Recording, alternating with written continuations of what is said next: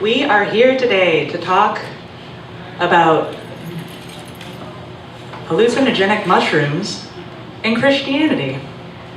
So, to start us off, I'd like to give a little brief history about a person named John Marco Allegro. So John Allegro was an English archaeologist and philologist of the 20th century. He was born in 1923 and served in the Royal Navy during World War II, and after he finished his military career, continued on to college. He studied at Manchester University and then Oxford, and by 1952 had a master's degree, but continued studying Greek and Hebrew to add to his linguistic utility belt, if you will. Then, in 1953, he was invited to work on a team of international scholars deciphering the Dead Sea Scrolls.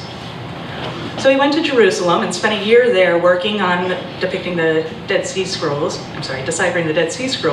before heading back to Manchester, where he continued as a lecturer in comparative Semitic philology. Now, during his time as a faculty member at Manchester University, he began to write his most infamous book, Sacred Mushroom and the Cross, which was first published in 1970. So this book uses his work on the Dead Sea Scrolls as a basis for his hypothesis that Christianity as we know it today originated as a series of Judaic fertility cults. And furthermore, that the figure Jesus Christ of the New Testament was not actually a person who existed historically, but was in fact an allegory or a coded reference to the entheogenic use of the hallucinogenic mushroom, the Amanita muscaria. So, Allegro was the only non-Christian among the original translators of the Dead Sea Scrolls, and from the very beginning of his career had a bit of pushback in this field of study, and he received much unwarranted criticism and accusations from colleagues, deeming his translations too straightforward, simplistic, and just riddled with conjecture and misleading misinterpretations. To which he responded with a call for evidence-based critical analysis of theology, specifically an interdisciplinary approach. Even so, it was ultimately the sacred mushroom and the cross that ruined his career. But this is exactly why we're here today, to learn and discuss this matter in an interdisciplinary fashion as it was originally meant to be interpreted, and not just by a small sect of theologians. In Sacred Mushroom and the Cross, Allegro hypothesizes that the parables and stories of early Christianity originated from an Essene order that ingested hallucinogenic mushrooms. He postulates that the New Testament is just a collection of stories depicting such use of these substances, and that they are written in an esoteric fashion to hide the truth about Christ. That truth, Allegro believes, is that Christ was a mushroom. Yeah. He believed that the Essene ways were the pinnacle of modern Christian philosophy, as when you look at it retrospectively, one could say that compared to the other two major sects of Judaic philosophy at the time, the Essenes most closely represented that which we think of today as Christ-like. They were said to be more ascetic, or live an ascetic lifestyle, and there we go. And their ideals were not only reflective of ascetic lifestyles, but also were located outside of the social norms that were accepted by the other two sects, the Sadducees and the Pharisees.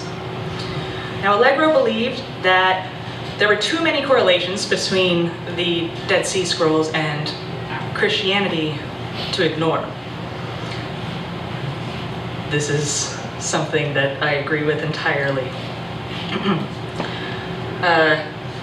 He believes that this is a problem. He believed that it was a problem of etymology, and he used his linguistic knowledge to try and use Sumerian as a basis, as a root language, to further decipher the Hebrew and Greek in ancient Christian texts. He also thought that we, as humankind, could learn a great deal about the interdisciplinary research and approach to this type of study so that we could learn more about the Abrahamic traditions. He went on to compare the scrolls in the New Testament to arrive to this conclusion that many religions, including Christianity, but not only Christianity, can be found to have roots in such cultist rituals as ingesting hallucinogenic compounds to elicit divine theophany.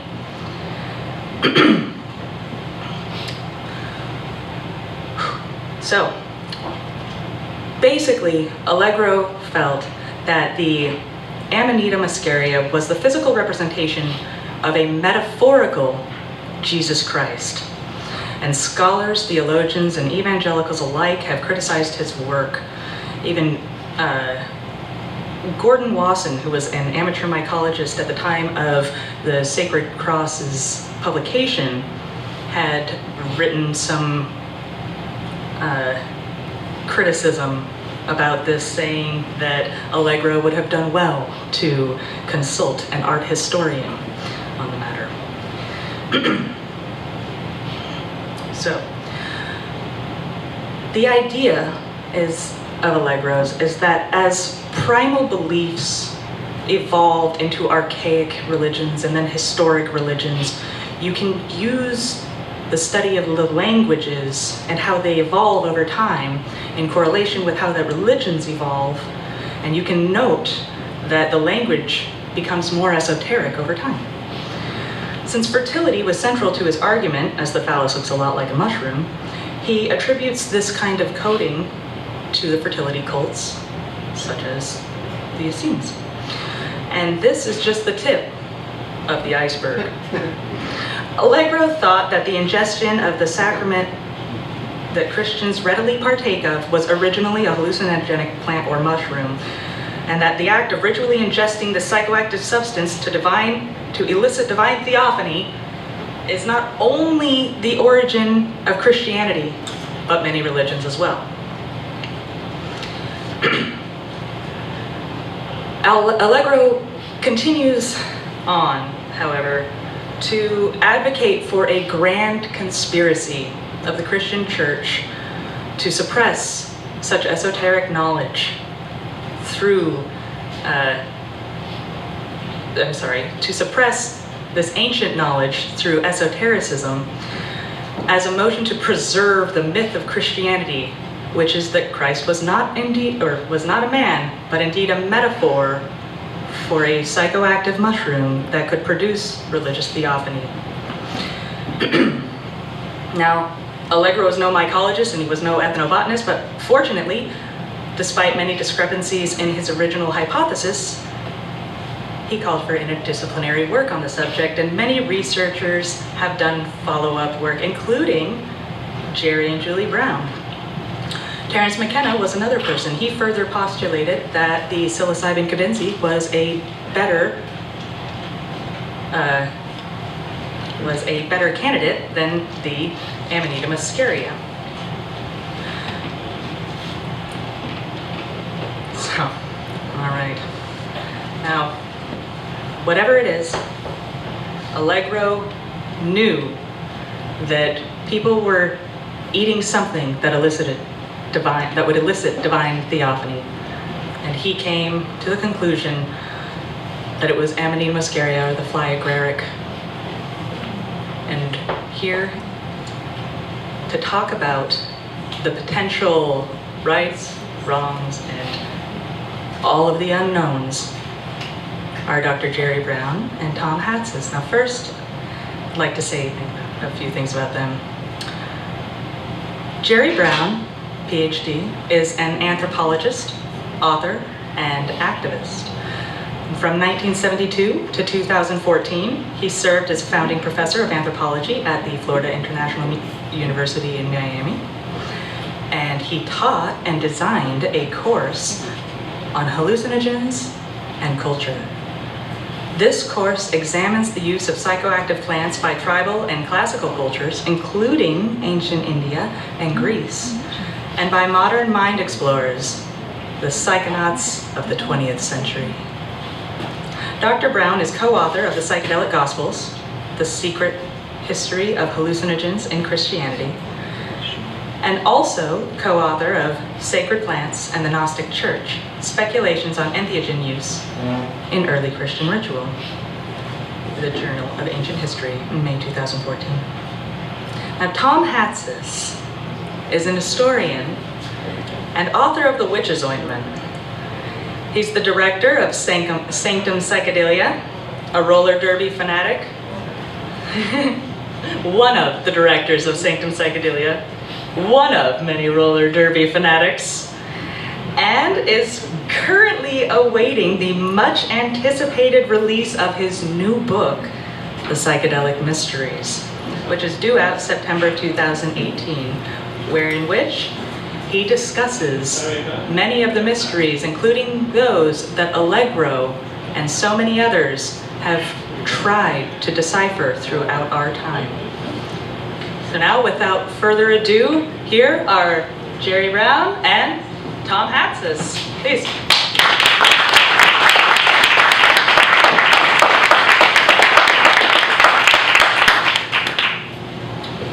Hello. Hi. Thank you, Amanda, for that excellent introduction. So just to start right off, the most important thing that I can think to say tonight is that I used to agree in totality with the entire Allegro interpretation of Christian history. Everything Amanda just articulated, I believed all of it. In fact, as little ago as 10 years, I would have been arguing in favor of everything Jerry is going to say tonight. I would not have argued it as well as Jerry's going to argue it tonight. There are many people within the psychedelic renaissance, and thus far, nobody defends the Allegro interpretation of history with more wit, charm, intelligence, and insight than this man right here.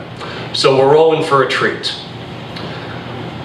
The point is, there was a time in my life when I argued passionately for the holy mushroom theory.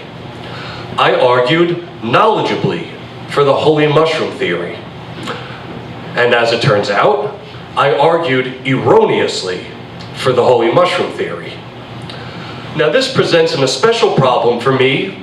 Presumably, like many of you, my confirmation bias wants Jerry to be correct. I am a big advocate of mushrooms. We're a part of a group that's trying to legalize psilocybin for health benefits in just a few years. So I like mushrooms. I would have already written a book about the sacred mushroom if I thought there was anything to do with it.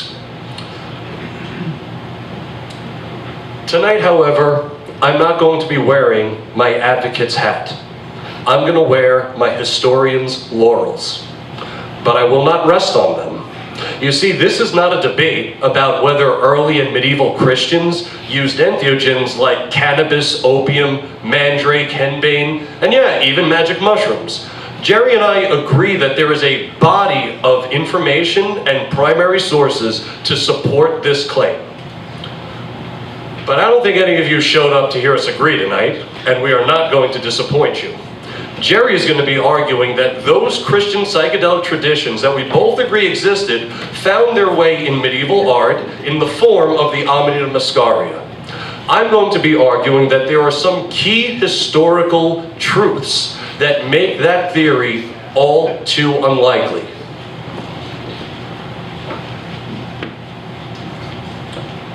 I'm not even going to talk about the art yet. I've heard about mushrooms in Christian art. What I would like to see is an explanation for the complete lack of textual verification for this claim. Hundreds of mushrooms in Christian art, and not one word about this anywhere for almost 2,000 years in print? That is a big problem for the theory. And that's one among many. The two that deal with the literary problems, because I do textual criticism and source criticism, so these are the areas I feel most comfortable with.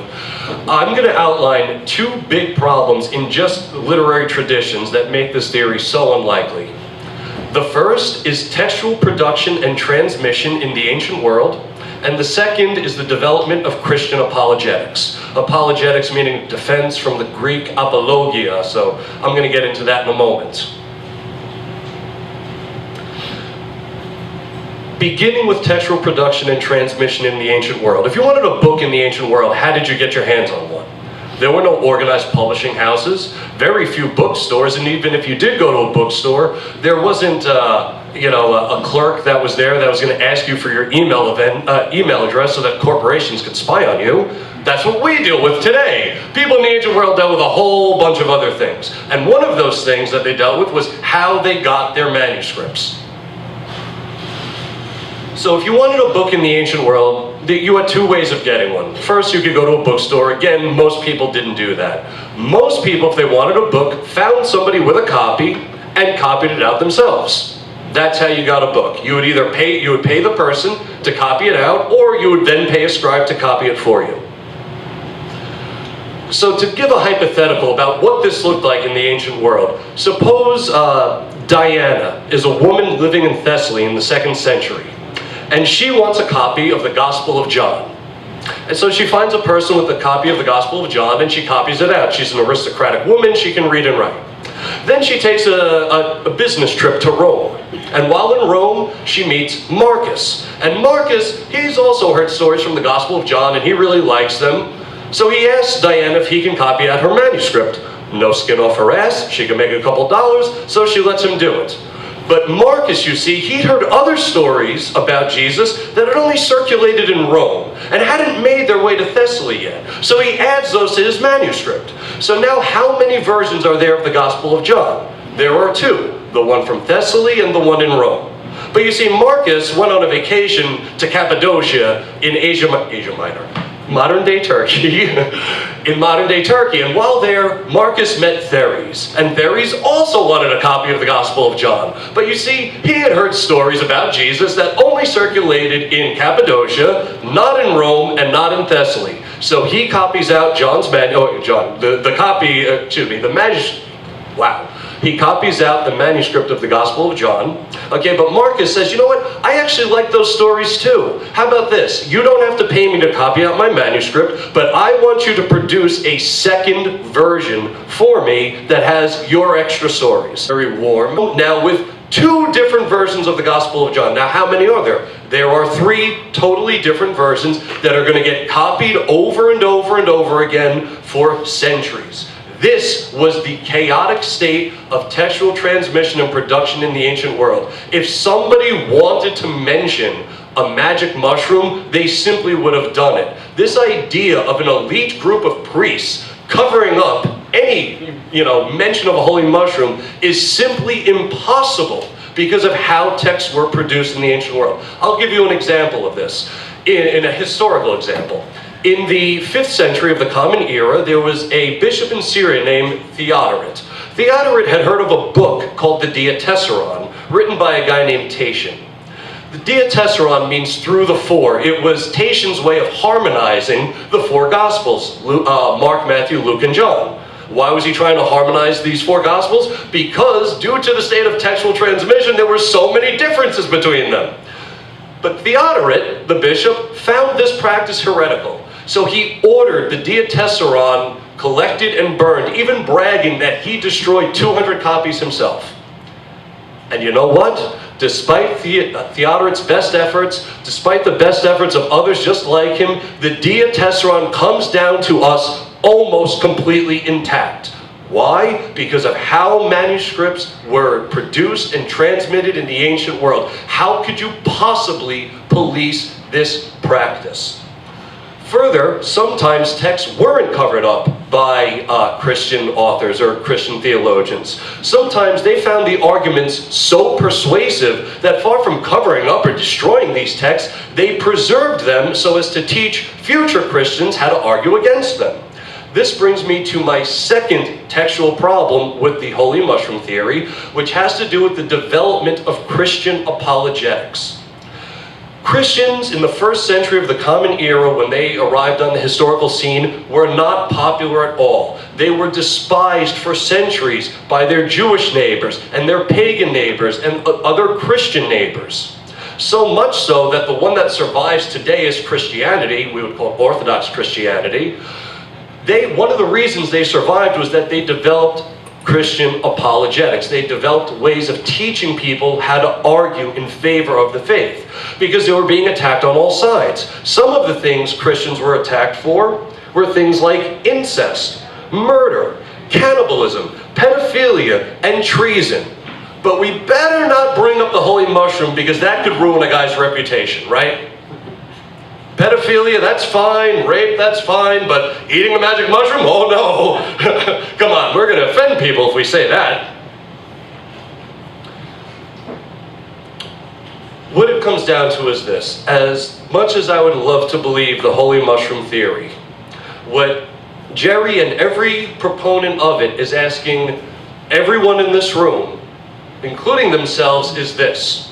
We are expected to believe that in the thousands of pages of anti-heretical writings, over 1 million pages of biblical quotations and commentaries by the church fathers, all 4 gospels, rewrites, differences among them that we still have preserved today, not to mention the entire Nag Hammadi library, texts discovered since the Nag Hammadi library, the Dead Sea Scrolls, proto-apostolic refutation of Gnostic ideas, all the pagan and Hebraic attacks against all kinds of Christianities, from Nero to Pliny to Diocletian to Julian the Apostate to the Arian controversy. What about all the numerous schisms and scandals within the church? The papal schism, the anti-popes, as well as many surviving chronicles, letters, diaries, sermons, councils, volumes upon volumes of medieval exempla, all the writings by or about medieval heretics, like the Waldensians, the Cathars, the Hussites, the heresy of the free spirit, the Beguines, Martin Luther's 95 Theses, not a single word about a holy mushroom in any of it. How? How? Hundreds of images in art and not one scrap of a mention in text. Here's what happened. This is actually, despite the 2 other flaws, this is the fatal flaw in the entire theory. You see, people are looking for mushrooms in art, and I don't even think they know why they are. They are looking for these pieces because Allegro said that his interpretation of certain languages proved that there were hidden references to mushrooms. But everybody, including Jerry, and he'll tell you the same thing, knows that Allegro made up the crucial vocabulary to support his theory. I know it, Jerry knows it, Carl Ruck knows it, any person that deals in dead languages will tell you the same thing. What happened was Allegro inserted a grainy image.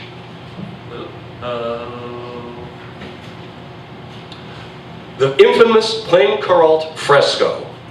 Now, at first glance, that does look like an Amanita muscaria, no question about it. It's not, though. It's a tree, and even Allegro came to believe that. He cannot be blamed for adding this to the book. It's a grainy image, and it totally looks like an Amanita muscaria. What I'd like to know, however, is why he took this image out of every edition of the sacred mushroom except the first one that it appears in. Because he also thought this wasn't a mushroom. He thought it was a tree. After the publication of The Sacred Mushroom and the Cross, John Marco Allegro wrote 6 more books about this stuff and never once expounded upon a mushroom in Christianity. He died sticking with his linguistic theory, thinking that everything that anyone thinks about a mushroom in Christian art is ludicrous. That's from the guy who developed this. So, if you were to Google plain Coralt fresco, psychedelic Christianity, anything like that, these are the 4 images that you're going to see. They're the 4 ones that come up the most. Now, the first thing you have all noticed is that all of them are different, right? They all are stylistically different, meaning only one of them can actually be closest to the original. But none of them are. All four of these have been doctored to look more like a mushroom than the picture actually does. Now, what cracked this case for me was the fact that Jerry is honest. Jerry left a clue in his reproduction of this image in the book that began the unraveling of this whole thing for me.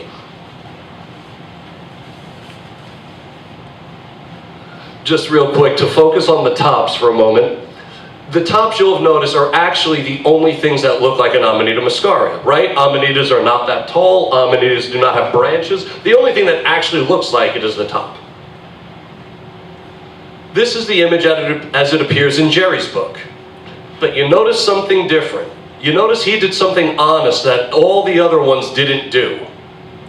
He left in the leaf lines. All the other ones got rid of them and enhanced the spots to look bigger. Jerry was honest. Maybe he couldn't explain it, I don't know, but he was honest enough to leave them in.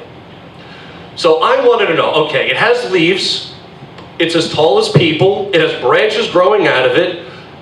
What is going on here? I just want to see a picture that has not been doctored in any way of this image. I reached out to a colleague of Jerry and mine, Giorgio Samarini in Italy, and he sent me a completely untouched photo. This is what it actually looks like. That top is not red. In fact, it is so not red that you can compare it to other tiles on the side that are. Those are two different colors. This was probably once a greenish blue or purple color. In fact, just compare it to these robes. Or these robes. These are two totally different colors. That was the red, that was purple. Now, here's the biggest problem.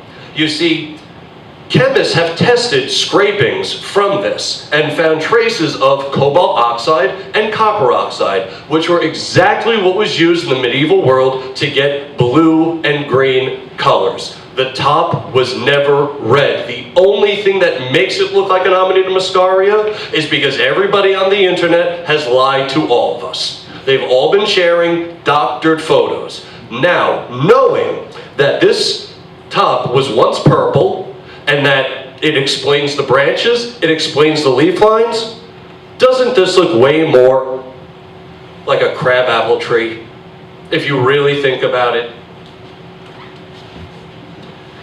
So, I have plenty more to say about this stuff, but I do want to draw a line in the sand real quick before I turn the microphone over to Jerry. I don't want to hear anything about mushrooms in Christian art. I've heard all about that. What I want to hear is from Jerry or John Rush or Carl Ruck or anyone in this room or on this planet to give me a good reason why there is no textual mention for 2,000 years of this, yet suddenly they're appearing in art. I'm going to deconstruct all of the images that have ever been put forth for you tonight. There's plenty more to go with this. So I'll end with this and I'll return much of the time back to the room because I forgot that I'm a guinea from New York and speak really fast. Entheogens in early Christianity, absolutely. Jerry and I agree on that 100%. Entheogens in early Gnostic Christianity, oh my God, yes. All over the place, up and down the line. No argument there. Mushrooms in Christian art? I don't think so. I think that everybody picked up on this idea because they don't read dead languages, so they couldn't actually go and look through the texts. Art is nice and easy to put any interpretation we want onto it, and as I'll show you, every single image, what I just did to this, I can do to all of them. It's not that difficult. The difference is whether you're enthusiastic to find a mushroom or enthusiastic to find the truth. Thank you all so much for listening.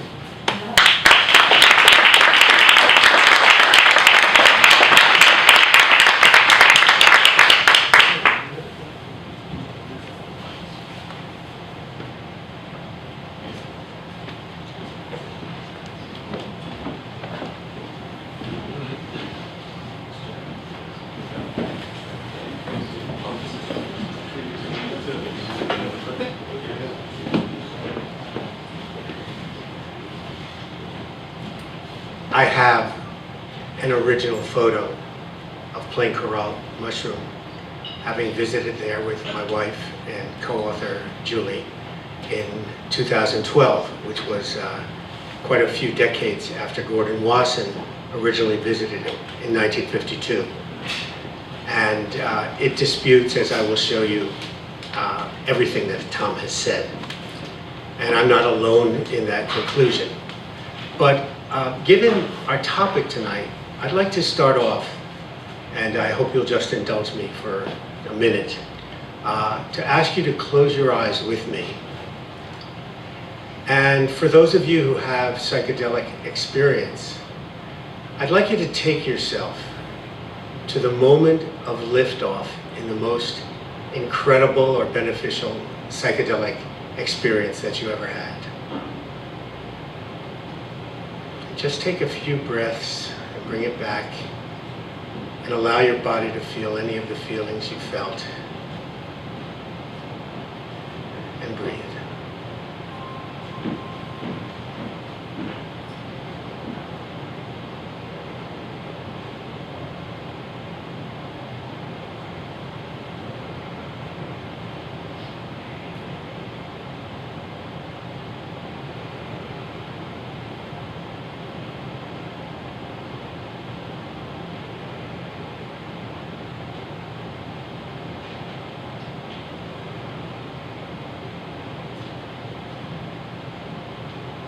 We come to the point where we understand that many religions come out of that authentic, transformative experience that just allows us in every cell of our body to know who we are, what our connection with the cosmos is, what our connection is with everyone else. And I want to hold that throughout this conversation, because behind all the words, this is the original religious experience. And this is what is the mycelia that unites this through so many religions, including, as I will argue, Christianity. Full disclosure, I have very little in common with Steve Jobs, except for one thing: I love LSD. So did he. As he told his biographer, it was one of the 2 or 3 most significant experiences in his life and helped him think different in the creation of Apple. They have played a significant role in my life, in knowing myself and becoming who I am today, in finding my calling and life's work, and in deepening my relationship with my wife, twin flame, and co-author Julie, who is here in spirit with us this evening. She's on the planet, she's just not here right now. They want to get that wrong. That said, we did not, as Tom claims generically, I don't know if he's talking about me, set out to prove that Christianity has a psychedelic history, nor did we have a vested interest in the theory, as I will show you that Tom argues. But we arrived at this conclusion, generating the theory of the psychedelic gospels inductively, not deductively, building it up from the ground, case by case, built on the visual evidence of psychedelics that we found and documented in Christian art, and I will show you momentarily. And also that we trace back, Tom claims there is no reference to this, into both the New Testament and into the Gnostic Gospels, because there is no Christian art for a variety of reasons before 200 AD. I will address Tom's points in detail, but in general, I would like to come back to this well-known axiom: absence of evidence is not evidence of absence. Absence of evidence is not evidence of absence. Tom assumes that more explicit evidence in the scripture or in writing of the church fathers should be there. But I would suggest there are compelling reasons why they are not found, which I point out that they are found sometimes, but why they're generically not found. One is that these were secret practices, not suppressed as many have argued, but secret. and without suppression up until the Inquisition. And they were embraced by both the church and the pagan elite who lived side by side. In fact, we have found much evidence to support in Scripture, which we present in our book, both in the New Testament and in the Gnostic Gospels, but not in the form that Tom is looking for. A little more on that later. Yeah. Got it. Yeah. All right. This is one of the stars of our show, the Amanita muscaria mushroom in the Amanita family. And I just want to point something out. You see it has this little veil there, and this one has no veil. Although one of Tom's critiques of the plain coralled Amanita is that it doesn't have a veil, and he says that, well, all Amanitas have a veil, which is not the case. Oh, here's Christmas coming right around the corner, and here's a Christmas display last year of Santa with Amanita mushrooms and a little reindeer head poking out there. And here's a little Christmas joy being brought to you as a gift by the Christmas angel. And here's just the Amanita muscaria elves. In our book, in chapter 3, we argue, Santa, the reindeer shaman, we argue that every theme of our modern Christmas myth can be traced back to the Siberian reindeer herder Amanita mushroom complex. The Christmas tree in relationship with conifers. The Amanita grows in a symbiotic relationship. Its spores take root in the humus, decaying humus. The red suit and trimmed with white, obvious correlation there. The ornaments, because the Siberian reindeer herders, when they went out to harvest the mushrooms under the tree, would put their harvest in the branches to dry. And I could go on and on, a sleigh full of gifts pulled by Rudolph, not the green-nosed reindeer, not the purple-nosed reindeer, but the red-nosed reindeer.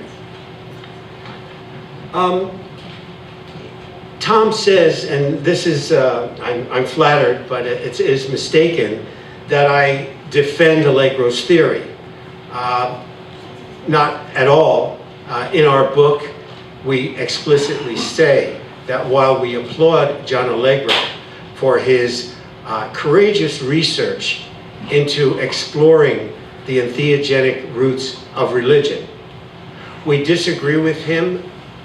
We believe Jesus was a historical figure. He said Jesus was not a historical figure. He based his evidence on dubious linguistic analysis to the extent that even Royal Linguistic Society criticized his work. We base our evidence on iconic visual presence of psychedelics, specifically Amanita muscaria and varieties of psilocybin in Christian art, drawn in some cases so precisely that ethnobotanists can tell the species of psychedelics that's there. Tom makes the point that when he says something to the effect that if you can't find it in Scripture, now we push the goalpost back and decide that it's hidden in Christian art. Our point is it's not so hidden in Christian art if you know what you're looking for. But art historians, theologians, they wouldn't know a mushroom if they saw one. So this is part of the problem that has existed. And while Tom says there's no evidence in scriptures, I would look at things that are right up front in the New Testament, in John, where Jesus says, "Eat of my flesh, drink of my blood, and you will achieve immortality." I don't think he was talking about cannibalism, because both the Romans and the Jews alike would have found this to be anathema. I think this is a metaphor for ingesting the mushroom and for using it in healing, as you'll see in some of the images that we will come upon. But the Gnostic Gospels, and the Gnostics were Christians, and their work was persecuted eventually by the 22nd century. And so the Gnostic Gospels were hidden and were found, it's a long story, near Nag Hammadi in the upper Nile. And in the passages, and this is supposed to be the words of the living Jesus, and this is in the Gospel of Thomas. Now, this does not mean it was composed by Thomas, but it is the Gospel of Thomas. Jesus tells Thomas that and Jesus said to his disciples, and I'm quoting from the Nag Hammadi library, Jesus said to his disciples, "Compare me to someone and tell me whom I am like." Thomas said to him, "Master, my mouth is wholly incapable of saying whom you are like." Jesus said, "I am not your master. Because you have drunk, you have become intoxicated from the bubbling spring, which I have measured out. He who will drink from my mouth will become like me. I shall become like he, and things that are hidden shall be revealed within." In other words, this is obviously a drink that's being measured out. We know how important dose is, that microdosing is very different from megadosing. And also that they are having a totally transpersonal fusion of their souls. And as the Gnostics said, Jesus, God and man were not separate. And Jesus didn't come to save man from sin. He came to teach enlightenment. But this is right there in the scriptures. This thing that Tom is saying is so elusive. I want to thank Tom for inviting me onto the stage to explore this topic in a friendly and collegial way. And it takes some courage for both of us to get up here. This is non-rehearsed. I had no idea what Tom's going to say. He's obviously read my book. I've read some of his writings. But in terms of what was going to happen tonight, neither of us really knew. I want to emphasize the importance of research, independent review, open give and take, because at the end of the day, the presence of psychedelics, or as many of us know them, entheogens, plants that generate the divine within, is a big picture story. Why? Because it can resolve the half-century long debate between John Marco Allegro and Richard Gordon Wasson on whether the image in plain Coralt is a psychoactive Amanita muscaria mushroom. It can change the master story we've been told about the history of Christianity, and by implication about the life and teaching of Jesus.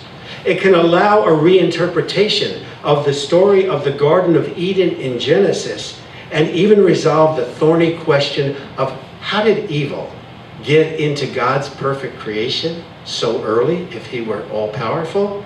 More on that later. It can deepen our understanding of the role of entheogens in the origin of religion. It can inform the ongoing conversation today about the future of religion, including legalization and the emergence of the psychedelic renaissance. Because one of the, and I came into the scene in the 1960s, one of the great mistakes that the leaders of the psychedelic movement made was by not connecting it to its archaic roots. It can also start to open the door for Terence McKenna's very controversial stoned ape hypothesis, not a theory that's been proven of evolution, which addresses Darwin's big dilemma. If evolution takes place over such a long period of time, how could the brain have quadrupled in size, almost popping up like a mushroom in geological history?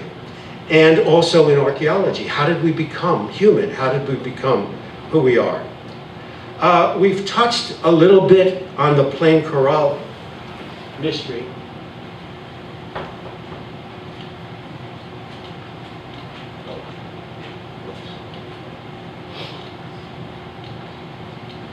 Alrighty. Tom, one more second. Okay, this is the photo that Julie and I took in Plain Corral, a tiny 20 feet wide, 60 feet deep chapel. And this is from 1291. One of the things I want to talk about is that this acrimonious debate waged between R. Gordon Wasson, who said, relying on the art historian Panofsky, who said this is an Italian pine tree, which by the way has upswept branches, not downshaped branches as mushrooms do. And so Wasson's book, Soma, the Divine Mushroom of Immortality, was published in 1968, 2 years before Allegro's The Sacred Mushroom and the Cross. I think we've talked a little bit about Allegro. Wasson, relying on the then eminent art historian Erwin Panofsky, in a letter he wrote to Wasson in 1952, and all of this fabulous Wasson material is found in the Wasson Ethnomycological Archives at Harvard University. Panofsky, the plant in this fresco has nothing to do with mushrooms, and the similarity with Amanita is purely fortuitous. It is only one example of a stylized Romanesque tree of early Gothic, mushroom tree, or Filzenbaum. And so Wasson, in affirming this, defended his view in Soma that the presence of psychedelics in the Bible ends 1,000 years before Christ. And this is, as someone who had their first experience with LSD in 1973, wanted to learn a lot more about psychedelics, designed and taught a course at Florida International University, went in the catalog, that I believed Wasson. Case closed. And that was until I made a discovery of an Amanita muscaria mushroom in Rosslyn Chapel in Scotland in 2006, that it opened the case for me. I'll come back to the analysis and interpretation of this a little later on. I'd like to tell you a little bit about the findings of our book, The Psychedelic Gospels, The Secret History of Hallucinogens in Christianity. And there are multiple color photos in this book. In 2006, Julie and I went on I think it was a 25th anniversary trip, maybe 20th, after many, many years, it's hard to keep them all straight, to Scotland. And drawn there by Dan Brown's The Da Vinci Code, which mentioned, and the movie that was out also, which mentioned Rosslyn as a possible resting place of the Holy Grail, we were drawn to visit Rosslyn Chapel, built by William St. Clair in the 15th century. And it is unique in Christendom that it is almost a liquid in stone, think Gaudi more than Gothic, fusion of pagan and Christian symbolism. But it is a Catholic church, and the High Holy Mass was celebrated there. There are over 100 Green Man heads in Rosslyn Chapel, many of them linked together by a sinuous vine sculpted throughout the church. This is the most prominent one.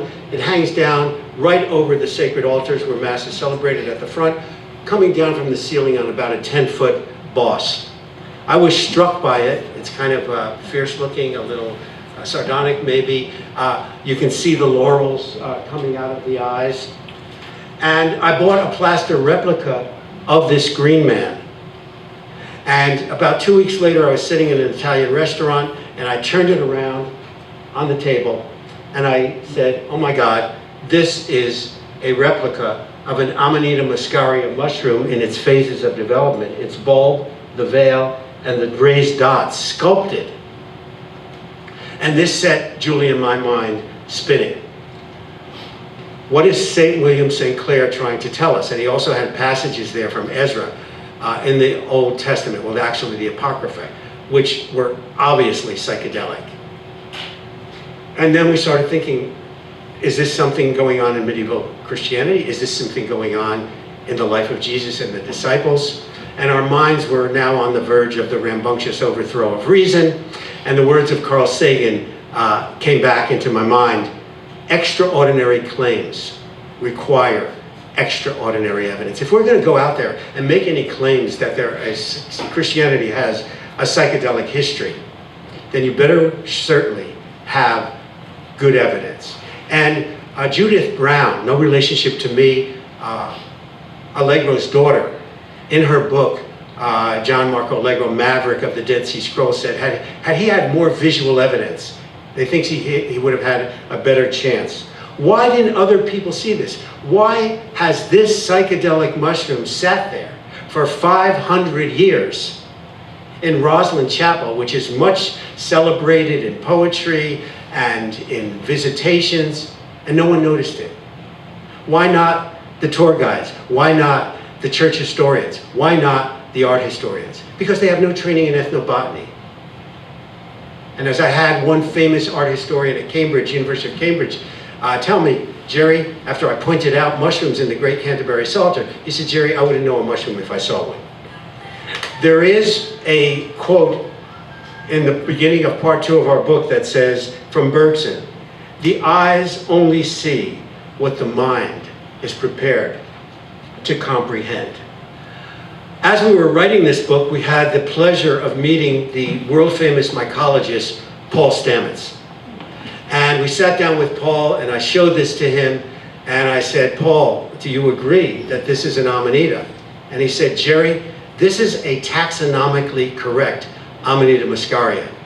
And I said, and this is, I'm so embarrassed about this, I said, Paul, are you sure? That's like, Pope, are you Catholic? And he laughed and he pulled out, he said, let me get my computer. And he pulled it out and he showed me this. He had been to Roslyn Chapel and other psychoactive mushroom forms that he had found there. Julie and I, after Roslyn and after 6 years after that, traveled. We said, we couldn't let this go. It grabbed us.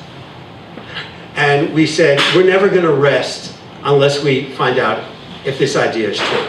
So we traveled through England and through France. There's a map, and these are the sites. I won't name them all. These are all churches or cathedrals or chapels or abbeys, all the way into Turkey, into Cappadocia, the cave churches of Cappadocia, which have some phenomenal findings.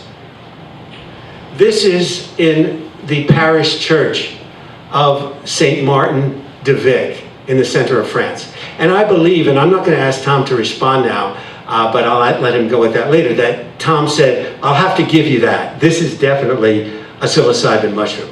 We walk into this church. The outside is drab. We walk in. This is a work of artistic mastery. On this wall in the choir, and I'm looking at this wall, this is Jesus entering Jerusalem. He's on the ass. His disciples are behind him with arms upraised in either a gesture of respect or awe. The joyful youth who are greeting him, and here's the blue color that sometimes works into the Romanesque palette. But look, this youth here is not holding on to a palm leaf. He's holding on to the stem of one of 5 tall, tan, oblong psilocybin mushrooms. I want to point out, and this is, again, I'll summarize these analysis of plain corral, but Tom says, oh, that's a huge mushroom. Well, as we know, size matters.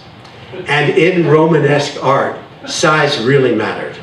And the reason the artists are making this large is to tell us, hey, this is important.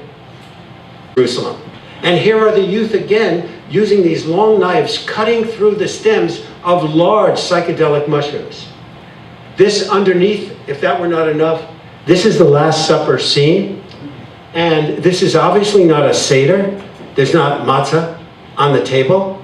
They're obviously not eating bread, which would be made in loaves in this time and torn apart by the hands. You see, whoops, you see the same long knives. You see what I believe are mushroom caps. And here,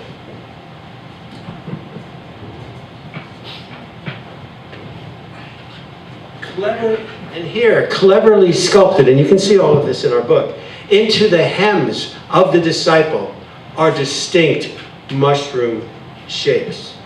It was at this moment, it was dusk, the church bell started to ring. It was, Julie and I felt we were being transported back to medieval times, and this was our aha moment. This is a different Christology. And this is not so strange because it's not about the scripture, as Tom contends. Because in the 6th century, Pope Gregory said, let art be the Bible of the illiterate. Because most of the population up to the Gutenberg printing press was illiterate. And we're going to put this into the art. And if there's something important, we're going to find it in the art. Now, at this point, we had to check ourselves. Because we've now seen psychedelic mushrooms in plain Corralt. We've seen them in the Abbey of Saint-Sauvin, where they put a mushroom right next to a tree. so that the artists are saying, the Benedictine monks are saying, hey, yeah, we know the difference between a tree and a mushroom, just in case you guys in the future don't think we did. We had to ask ourselves, could this be a marginal Catholic cult? Could this be some hippie priests cavorting in the center of France, far from the crown and the church? So Julie and I decided that we needed to visit the high holy places of Christendom. We needed to go to Chartres Cathedral. We needed to go to Canterbury Cathedral. We needed to go to Hildesheim in Germany, and I'll tell you why that's important, to see if we would find evidence in these major Christian places. Here is from the great Canterbury Psalter, which is an illustrated, illuminated prayer book. And here on the folio, the colored folios found on the very first page, there are about 8 folios opening up this large prayer book. This is God creates plants, but as you'll see, this is actually God creating psychoactive mushrooms. The color, shape, and fringes, so this is your amanita with the white dots. This is psilocybin, because we know that psilocybin and psilocin, when they're oxidized with air, turn blue. And the color, shape, and fringes of the 8 tiny mushroom images embedded in this cat suggest Panaeolus, although I cannot absolutely confirm it. And the other one could be another genus, probably Simultaceae, of psilocybin, given the way that it is drawn. There are dozens and dozens of images of psychoactive plants in interesting contexts in the great Canterbury Psalter, which was started about 1180 at the Canterbury Scriptorium where Bibles were made. This one is quite amazing. This is Jesus heals the leper. Jesus has now been baptized. He's off on his healing mission. In the 10th panel of this folio, and I'm reading from our book, under the title Healing the Leper, Decorazione Leprosi, Tom, you can correct me, we see Jesus laying hands on the leper and performing a healing ceremony. The scroll in the leper's left hand, and that's Latin, and I had a Latin scholar translate this. Master, if you want, you may cleanse me. Curiously, the scroll is not directed towards Jesus, but points to and merges with the stem of the tan mushroom at the base of the panel. In turn, Jesus is holding a scroll in his left hand that extends to the back of the leper, saying, I want to be cleansed. Here the artist is making a direct link between Jesus' healing ministry and the curing power of sacred mushrooms. And as we know, all of us who study shamanism or tribal cultures, one of the primary uses of entheogenic plants is for healing. Very simply. This is from one of the icons of Christianity, Chartres Cathedral, about an hour southwest of Paris. There are 176 magnificent stained glass windows in Chartres on 2 tiers because the flying buttresses let them build the walls out.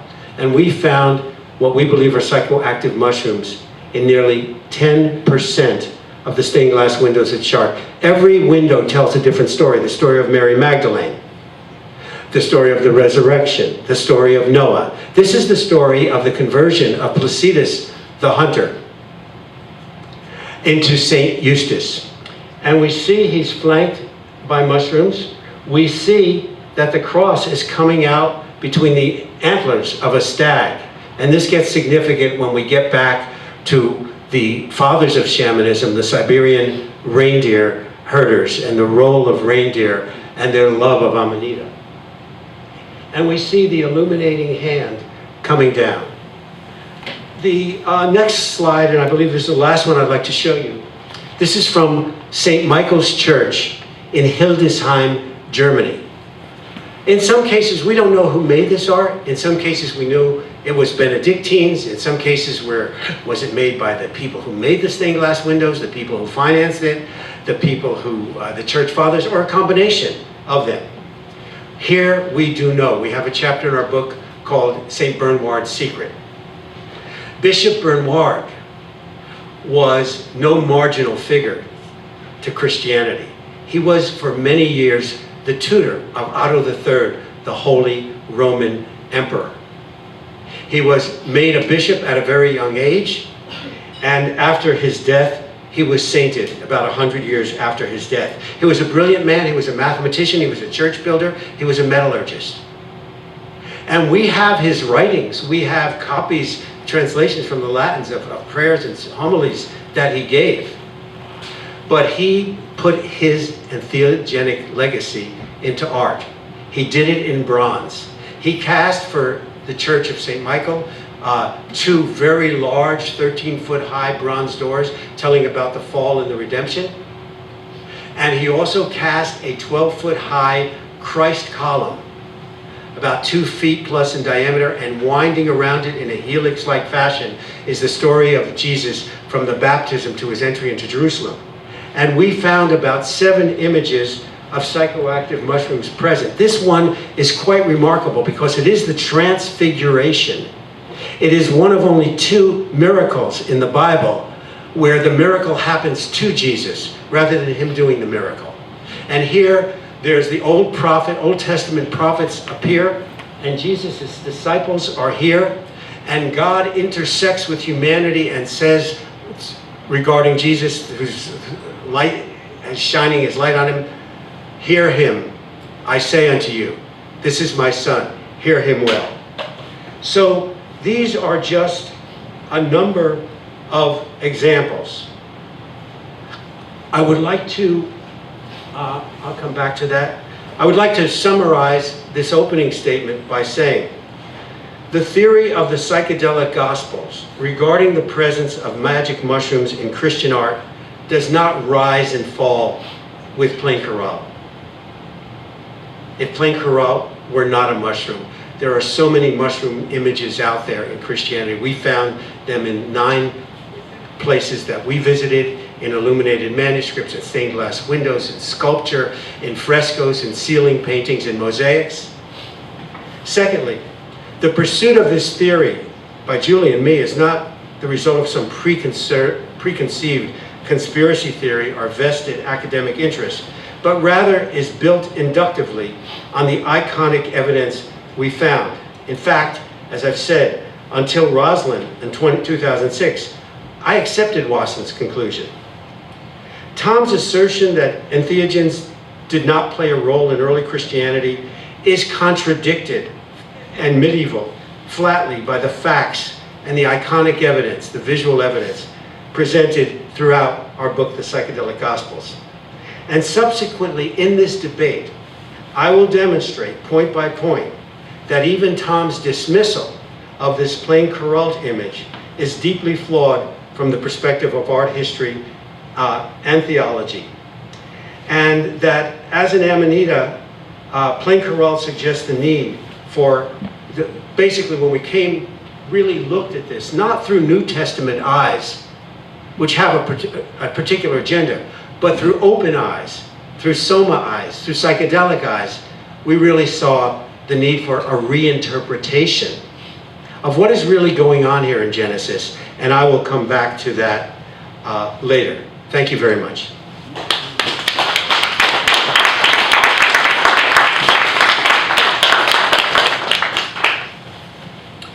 I told you he was good. See, I'm always right. A few things I just need to clarify before I get into my rebuttal. I'm not going to use this time to actually rebut what was just said. I'll use that in the cross-examination portion. However, I never once said that entheogens do not appear in early Christianity at all. Jerry, who actually helped edit the chapter for my forthcoming book, should know very well that I think entheogens were part of Christianity. I also never said that these entheogens do not appear in text. Of course they do. What I'm talking about is the specific painting of mushrooms into images that does not appear any, like nobody ever talked about this.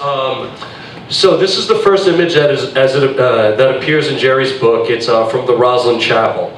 Now, this is actually how it appears, I should say. Well, when I go here, and I noticed a little something here, and you all tell me again, you don't have to listen to me, just what do your eyes tell you? You see this little line of demarcation right here, this unnatural line that doesn't appear here? Well, when you don't have that line, This is what it actually looks like. Now, I am not a computer artist, but I assure you this is an accurate representation when you do not put, the line there. Paul Stamets says this is a taxonomically correct Amanita muscaria. Does anybody in this room think this is a taxonomically correct Amanita muscaria? Anybody? Of course not. I guess, are we all better mycologists than Paul Stamets? Of course not.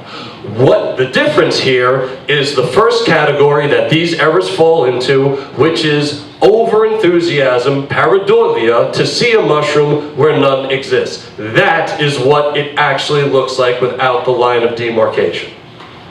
The next is an interesting piece because it is the only piece ever put forth by any advocate of the holy mushroom theory that actually does show mushrooms. And it's from the Basilica de Aculeu. This image appears in Jerry's book, excuse me. But I noticed a little something about this. I don't know, those orange tops and yellow bottoms, they kind of reminded me more of the Amanita caesarea, which is a delectable dinner gourmet mushroom. Once again, to reiterate, don't believe me. Which one does that actually look more like? The muscaria or the caesarea? The Canterbury salter. This is one of my favorites because I, again, used to think these were mushrooms as well. The problem with these being mushrooms is this. This is Jesus or God creating the mushrooms, right? Psilocybin, amanita, as Jerry said. And then we have Eve and Adam eating from the forbidden fruit, right? With that kind of mushroomy shape. See, there's a big problem with this because if these trees are supposed to represent mushrooms, then why did the artist decide that after Eve and Adam were kicked out of paradise, the trees would look exactly like the ones in the garden? Because this is just a design, believe it or not. There were artistic and creative people in the ancient world and medieval world, and there was actually a school called the Winchester School, which was famous for its creative designs. Further, we can't look at the Canterbury Psalter in a vacuum because the same team that put this together put together another Psalter, the Edwin Paris Psalter. Now, doesn't that look familiar? Doesn't that kind of look like this scene right here, just kind of redone? Yeah, because this is just how the artists drew trees. It's just an artistic style. It has nothing to do with mushrooms. If somebody wants to say that somebody ate mushrooms and that affected how they drew trees, I don't have a problem with that. I think I'm going to show you in my closer that there's actually evidence for that. Another problem in the Allegro interpretation is that they pull from non-devotional works. John Rush, if you're familiar with his work, says that these images do not appear in secular works. This is an encyclopedia about weasels and mice. Are we supposed to believe that these mice are going to eat these mushrooms and go have Jesus enlightenment? Or is it more probable that this is just an artistic style? Here we see it again with the lore of the Tigris. Don't those look like mushroom trees? They're not. The lore of the Tigris is completely secular, having absolutely nothing to do with Amanita muscarias or any other mushroom. These images appear in nature. Purple tops, green tops with white bottoms. I was just down in Ashland. I think that, which I just took a picture of the side of the road, looks more like these trees than any Amanita. This is the best one, because I did say to Jerry that I agreed that his interpretation of this was the best back at Exploring Psychedelics. But then I had the esteemed privilege of getting to walk the streets of London with Sir Michael Crowley smoking a joint on our way to the British Museum. That's us. And while we were at the British Museum, we were debating art. Do not debate art with Mike Crowley, he will kick your ass. Learn from my mistake. But what I did notice in this old Assyrian art was that something looked real familiar to me, and this is the actual origin of the supposed mushroom tree, the Assyrian parasol. Look familiar? This is what every single supposed mushroom tree is based off of. It is uncommon today, but in the old world it was very common, and here's where context matters. This is the sign of victory for people, okay? And it went from Assyria to Rome. From Rome it made its way into coinage, to the east, right? All the way to knights, manuals. I guess knights were eating Amanita muscarias running into battle. Is that what this means? Look, and you see at the top here, the cross? The standard came to represent Jesus' victory over paganism. There it is, once again, here it is in, again, same kind of parasol. You can still see it has the parasol top. I made a mistake years ago. I thought that those tops represented fruit-bearing trees. They don't. They represent the fact that this is Christ's victory over paganism. Here's another image of that. Same thing. We see the top kind of looks like the plain car al fresco. It's not. These are trees. So, why do we think these look like mushrooms? Because they're really parasols. I used to agree with Jerry. I think in the very least, I have found at least a convincing rebuttal to the notion that they are mushrooms. Furthermore, most people are not familiar with the Gospel of Mark because most people are not Bible scholars. I am very familiar with the Gospel of Mark, and I can tell you that this painting was actually taken from the Gospel of Mark. I know this because the Gospel of Mark is a war gospel, and something that everybody gets wrong. They call this the triumphal entry. This was not a triumphal entry. It was supposed to represent the opposite of Caesar coming in from the other side. I don't have too much time to get into it. I have a big argument about this in my forthcoming book. It just shows this was just, it's Christ's victory over paganism. There's another one. Oh, and I don't want to go there yet. No, I'm done? Okay, I had more to say on that, but I return the time to Jerry. Thanks for listening.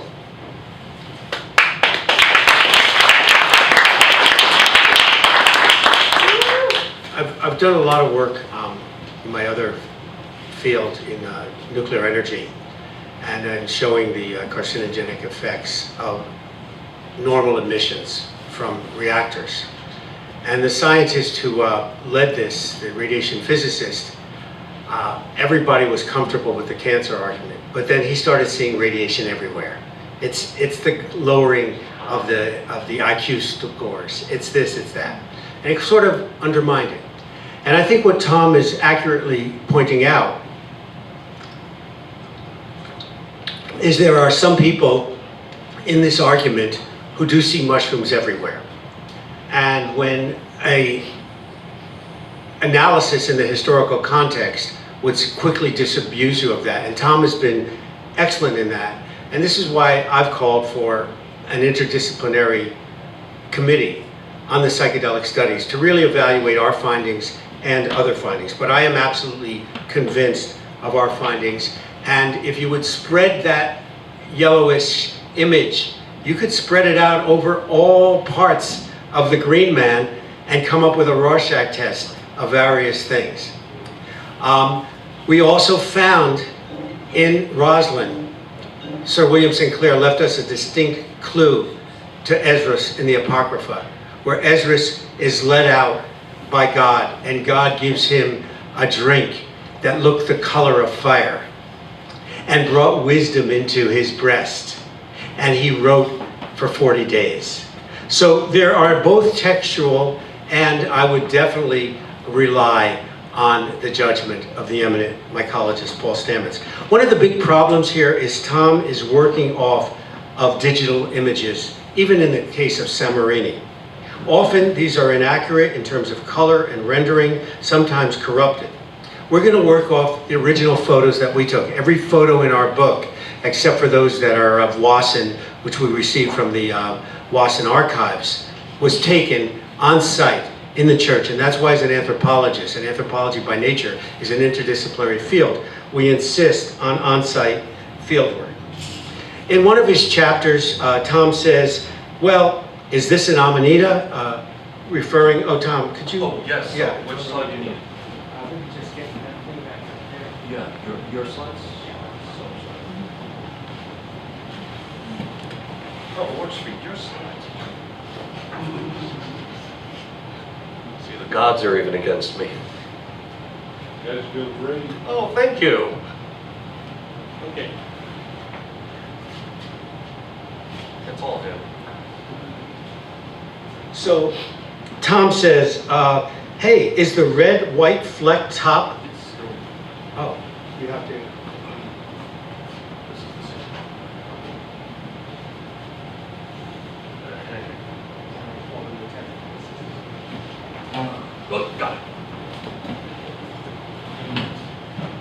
This is the Samarini image that Tom showed. Oops. The next one? Yeah. This is the actual photo that we took, Julie and I, on site in Plain Courant. And then we had it digitally colored enhanced, not to alter it, but to bring out both contrast and the colors. And this is what it looks like. Now, let's talk about, first of all, is the brown stalk, the additional branches, the sheer size, the fact that there's no veil, a reason to dismiss it? As I've said, Amanitas can have a veil or they can't have a veil. In Romanesque art, size matters. The large image of the mushrooms in Jesus' entry into Jerusalem. So this is a plus. This is not a negative. This is the medieval artists are telling us this is really important. We're making it as big, a little bigger than Adam and Eve.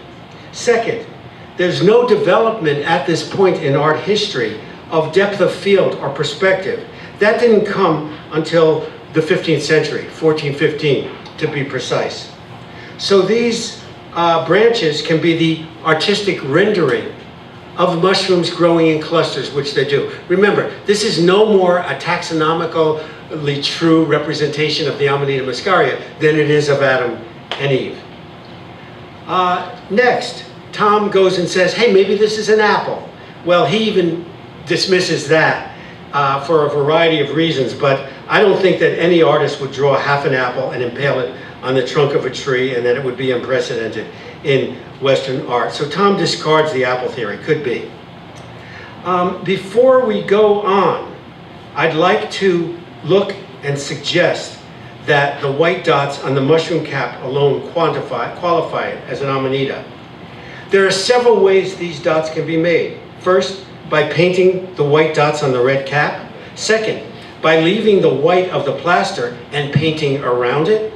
Or third, and probably the most difficult, by scraping away the red pigment after painting the cap and thereby incising the dots into the cap.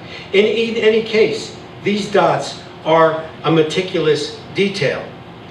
And in a sense, Panofsky violated his own principles of analysis as spelled out in his wonderful classic work, Studies in Iconology. He says, look, here's what you do. There's 3 stages. Just look at the facts, devoid of anything else. Well, we've got a big mushroom, we got a naked man and woman, and a snake round around it. Okay, those are the facts. Secondly, add cultural insights. Well, it's in a medieval church with a man and a woman standing next to some kind of tree around which is a serpent offering something to the woman. This is a pretty good bet. This is the temptation scene from the Garden of Eden. What's Panofsky's third level? Here's where the iconology comes in. We need to look at the work of art as the product of a unique time period and ask, why did the artist choose to represent the temptation in this way?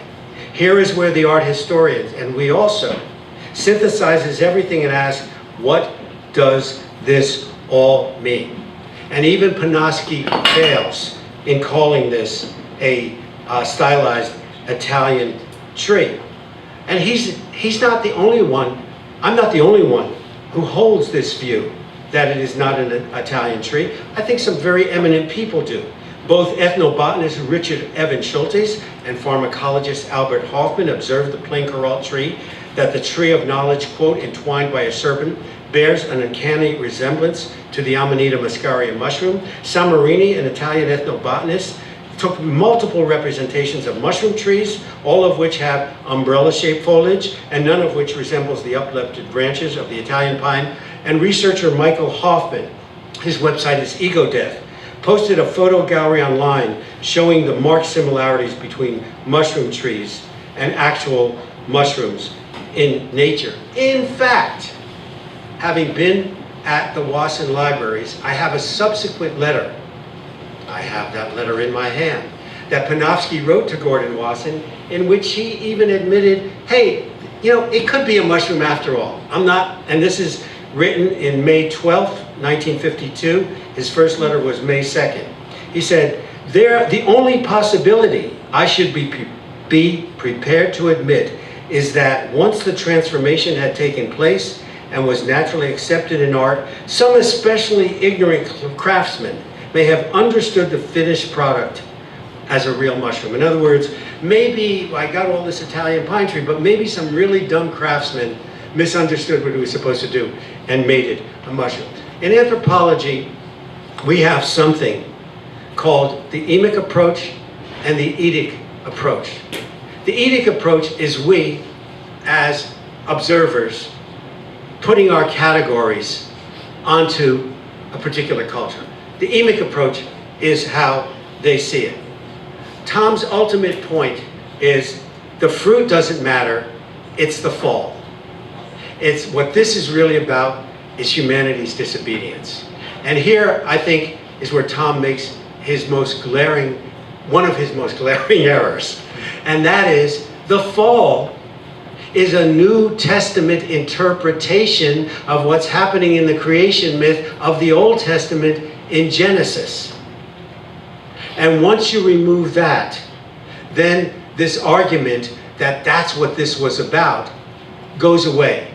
Because in my conclusion, I would present Julie and my reinterpretation of Plain Kuralt as a basis for reinterpreting what's really going on in the Garden of Eden.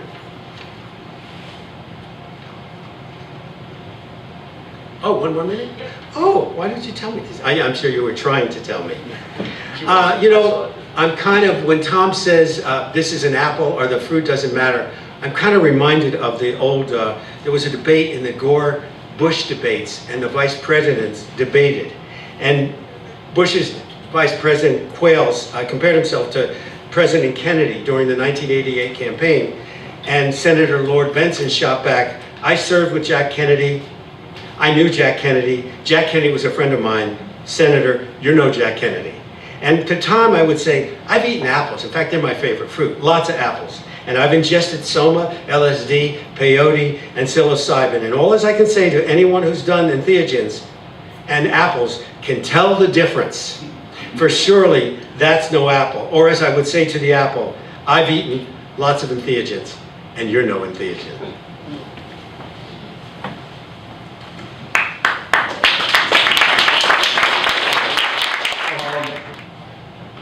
Everyone is looking for mushrooms because John Marco Allegro said that there were mushrooms not in art, but in language.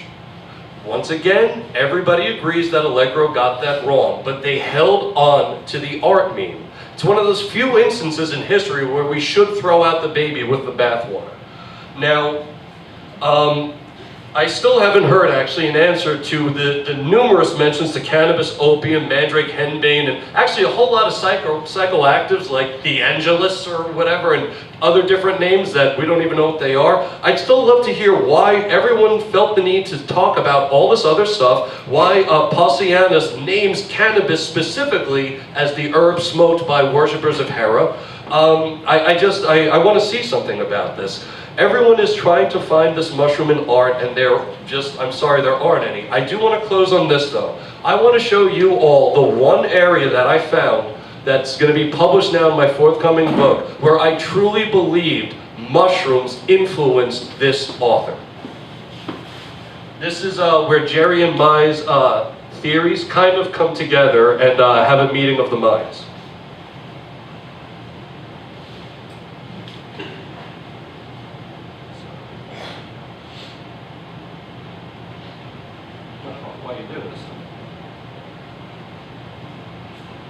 Okay, I'm not going to get to show you guys this picture because I can't get this thing to work. It worked for Jerry though. So, to wrap up, Jerry is an anthropologist and very excellent at it. The problem is anthropology deals with big picture stuff, okay? Things that you could look at and how people live across cultures.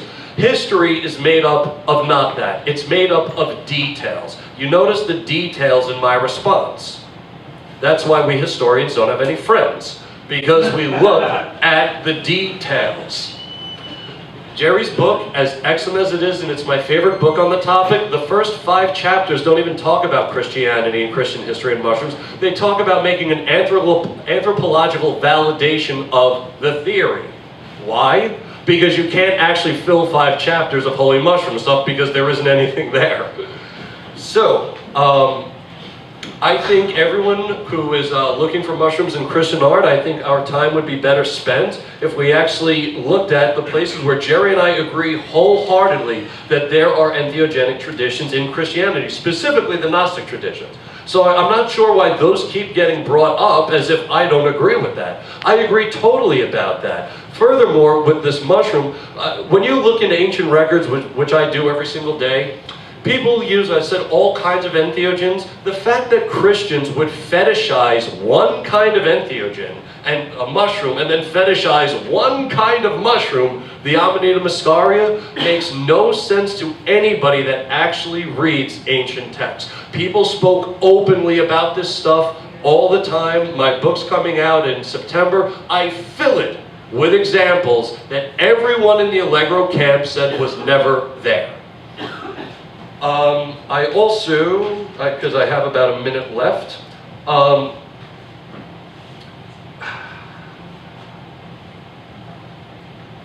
the Green Men demarcation line that I was talking about, I was actually very generous because Jerry was right. It could go on and on. I actually stopped it because I figured there was more than enough there to show that it is not a taxonomically correct mushroom. If anyone would like, I can happily redo that and show you how even less it looks like a mushroom than how I presented it. Happy to do it. I never said anything don't exist in history. There's one last thing that they've never mentioned as well with this group of priests, were all the political overthrows that took place. These guys accused themselves, accused each other to get rid of a political rival, of murder, pedophilia, thievery, rape, but once again, nobody wanted to ruin a guy's reputation by saying he blasphemed the holy mushroom. Pedophilia, fine. Holy mushrooms, oh, can't talk about that. Might offend somebody. That's it? Yeah. Seriously, thank you all so very much for coming out tonight and listening to us.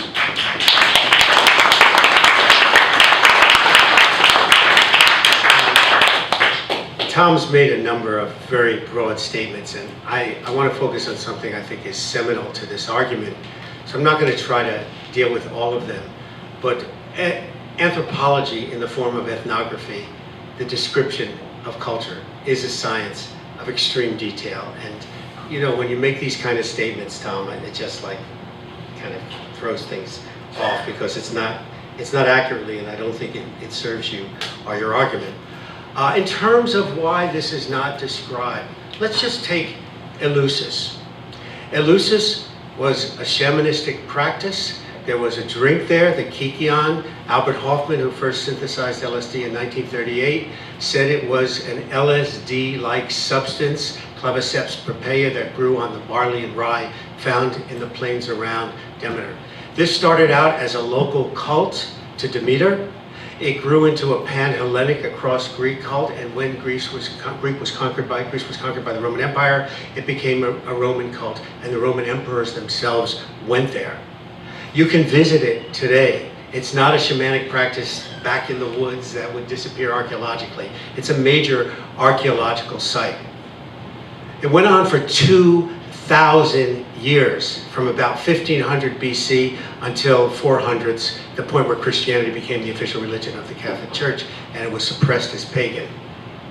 You were not allowed, this was considered so sacred, what in the greater mystery you experienced by drinking the Kikion, in the building the Telesterion, that you could not, under pain of death, reveal what you saw there.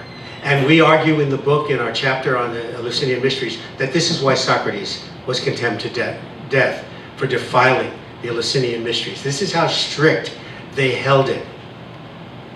And my point here is that here is an example before our eyes, and we certainly have a few Greeks who've written, from Pindar to playwrights to philosophers, the foundations of Western civilization. Not one of them talked about their experience. If someone was going to talk about it, because this was also seen as one of the greatest gifts that God had ever given to humanity. So on this alone, I rest my case as a piece of evidence of why this is not explicitly described as, oh, we took mushrooms, or here are some experiences that we had. But I want to conclude with a broader point, and that is going back to this plain corralt image, and we don't have to put it up there. But our guide there, again, what did the natives have to say? He said, it permits the, why did they draw this as a mushroom, I asked him. He said, without skipping a beat in French, because it permits the elevation of the spirit to communicate with God. It represents the tree, but deliberately showing it as a mushroom to teach people that they need to elevate themselves spiritually. Tom, if you could get that plain corral up there, that would be so great. Anyway, plain corral, yes. Our last one. Anyway, as Julie, my wife, co-author, was looking at this, she said, look, look at this tree. I mean, here we have Eve. She has no breasts. She has no skin. And her entire upper body, her arms and chest, are skeletonized, and is atoms, if you look at it. By the way, those little forms there, I don't want to go, that's a side note about the little curlicus. Could it be that this fresco is depicting is that Adam and Eve have actually eaten of the tree of immortality, which is the mushroom tree, and are skeletonized because they are awakening to eternal life? And we see skeletonization in shamanism as one of the most enduring features of immortality. But this is interesting because a little later on, and Genesis is amazing, and the Lord God said, behold, the man has become as one of us to know good and evil. And now lest he put forth his hand and also take of the tree of life and eat and live forever. Wasson, and why Wasson recoiled at these mushroom images in the Christian church, that was one of our major discoveries. And I leave that to you to read in our book, which one reviewer kindly described as the Da Vinci Code meets the electric acid Kool-Aid test. I want to suggest to you that what's really going on in Eden is not this story about the fall, this New Testament, but what's going on here is that God is secretly proud that the creatures to whom he gave free will have decided to exercise it. If that is by eating of the tree of the knowledge of good and evil and of immortality. And that Eve, rather than here comes the battle of the sexes, being the weak creature who was seduced by Satan, no. This is the metaphor of the woman being the spiritual leader, taking humanity to higher consciousness. And if we agree with those two premises, then the last point, is that 2 minutes? Less than one. The last point is that how does evil in the form of the Satan show up so early in creation in God's perfect world? This is a thorny problem that has plagued Jewish and Christian theologians for centuries. If this is the case, this is not evil showing up in the Garden of Eden. So this is not the Old Testament interpretation, but Christian orthodoxy, which turns the serpent into the devil, just as the Inquisition turned the wise women into witches, Santa into Satan, and the horn god of shamanism into the devil of Christianity. I want to thank Tom for this opportunity to speak with you. We have signed books, he and I, at the back, and we invite you to share those. They make great Christmas gifts. And Q&A, if anyone has any questions. Amanda, do you want to? One thing that,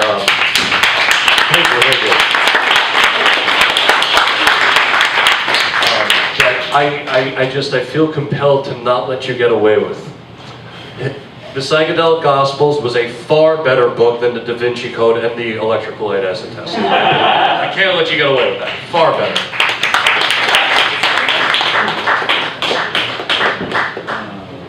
I'll agree with you when we sell 80 million copies. Do my best.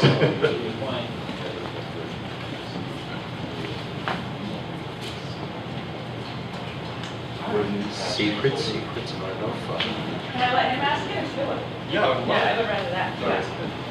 All right, so I can kind of buy the theory that these were secret rituals and therefore weren't written down. My problem comes from, even in the most secret of secret rituals, somebody wants some sort of formulaic evidence to pass on to the next secret generation of secret keepers. And unless you have this extraordinarily bad luck that all copies of these secret rituals were in one of the destroyed libraries or in Alexandria or wherever, I kind of find it hard to believe that we just haven't found anything. The Library of Alexandria was burnt before the advent of Christianity, true. so it would. Yeah, But like, you know, there's I see your point. you know, like, even, it's hard for even spoken word cultures to carry on word of mouth oral tradition without mutation. Okay? But where are the, you know, I just find it hard to believe that nothing exists. Okay, so the first point here would be that priests memorized the 10 mandalas of the Rig Veda. And we have, that's just one of numerous examples where the bards and the gleemans of ancient times memorized incredible amounts of information. Because Amanita, the reindeer herder shaman complex, came out of Eurasia and came across the Bering land mass at the last ice age, and maybe, you know, when the tribal people for whom Amanita was the portal to the divine lost access, got out of the Canadian and US Rockies and lost access to Amanita, it was so important to have this portal to the supernatural that they explored many other plants, including the bitter tasting peyote. And these early chemists even found out how to fuse Banisteriopsis capi with the inhibitor in order to have the experience of ayahuasca. And my retort to you is that that tradition was passed down orally without being written down, because they didn't have writing, for thousands of years. So it is indeed possible. And my other point here is they inscribed it into the art where it would be long lasting as a guidance for people from generation to generation who are initiated into this sacred practice. If I could follow up, just to answer that question as well, is that cool? Yeah, totally. One of the things that Jerry's explanation does not actually address or cover are certain texts like, let's say, De Wege de Biblius. It's kind of difficult to say, De Wege de Biblius, by, what was his name? Oh, he's so famous too, I can't remember. That's a shame. Anyway, this gentleman wrote about the occult and the secret ritual use of henbane to invoke demons. In the very next chapter, he actually discusses the Amanita muscaria and says nothing about the occult use of it. So he'll talk about the occult use of henbane and secret rituals, but says nothing about a mushroom, like every other text in history. Absence of evidence is not evidence of absence, and it's also logicians and attorneys who make this point, and I've tried, and I'm not going to try to reiterate it, why, how I think that can be addressed. Amanda, do you have other questions? But we have evidence of entheogenic use. We have cannabis named specifically, along with opium. Sir? Go ahead. Yeah, I'm just curious. I know this is dealt with Christianity, faith, religion. Have you explored others in Asia, perhaps, that have surfaced depictions or images, or perhaps literature even, by chance? I'm just curious. I would direct you to Chris Bennett's work, Cannabis in the Soma Solution. I mean, it's like this big, but it's in my opinion, it's the best book on the topic as far as answering that, like the Eastern tradition. And Mike Crowley. Oh yes. Oh, excuse me. Mike Crowley as well. Secret Drugs of Buddhism. It's a little above my reading level, I must admit. But people that have read it, that are familiar with those traditions, have all raved about it. I'm not. I've pretty much stayed in the Western tradition. So I don't know if Jerry can. Yeah, we stayed with Christianity because we had original research on that topic. However, there's works in Judaism. Corey and Amanda just recently published an excellent paper on Moses. on their website, sillyrabbits.com. Yeah, and they have other great work going on there. So there are roots, Shannon and Dan Merkur, Mana, also in Persia. So there are other works. It was just beyond the scope of what we could do credibly.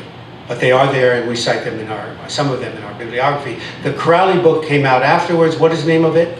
Secret Drugs of Buddhism. Secret Drugs of Buddhism by Mike Crowley. Yeah. I quickly have like a two-part question. Sure.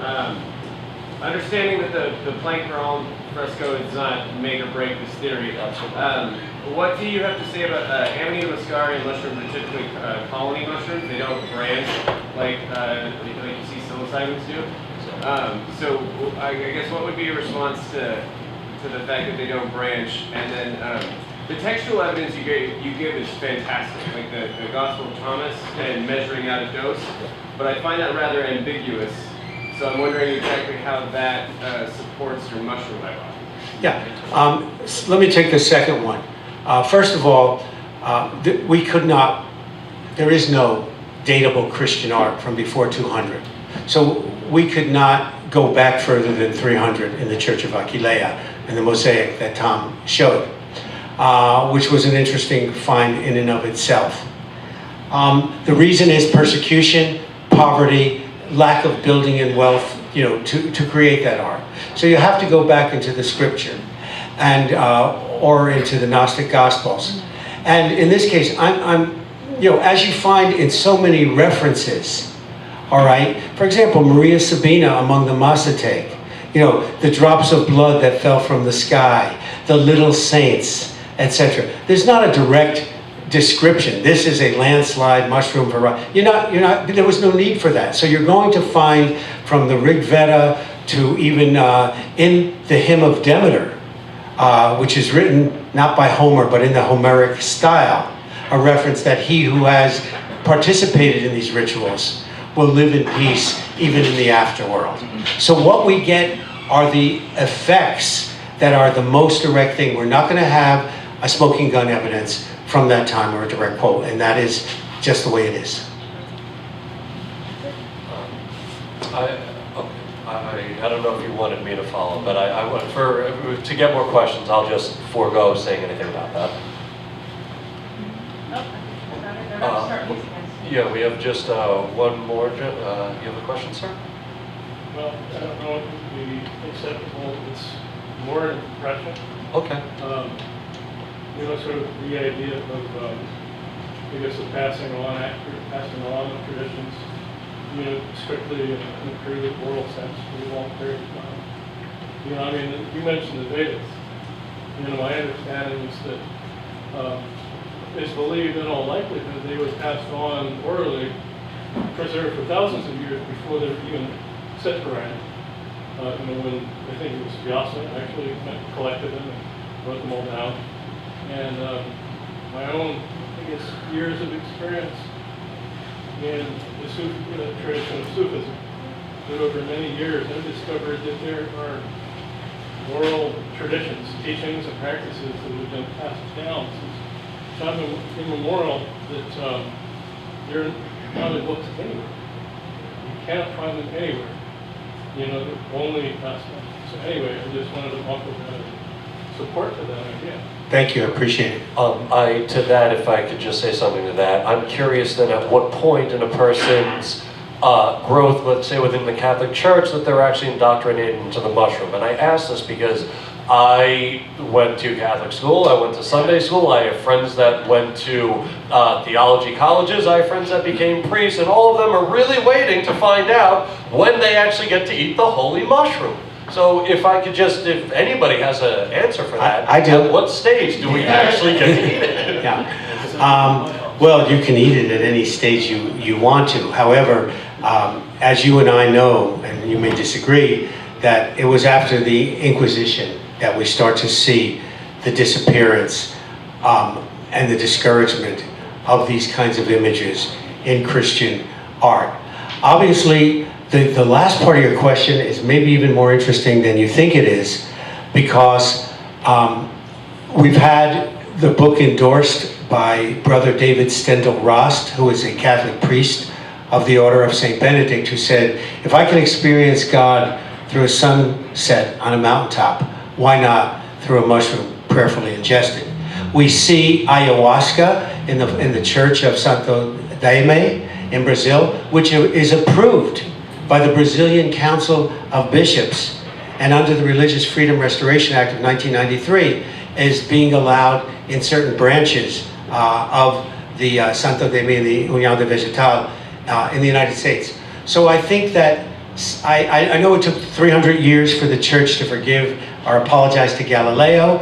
I hope that it will open, because we don't see this as a challenge to the church. We see this as a way to go back, re-sacralize the roots of the divine experience.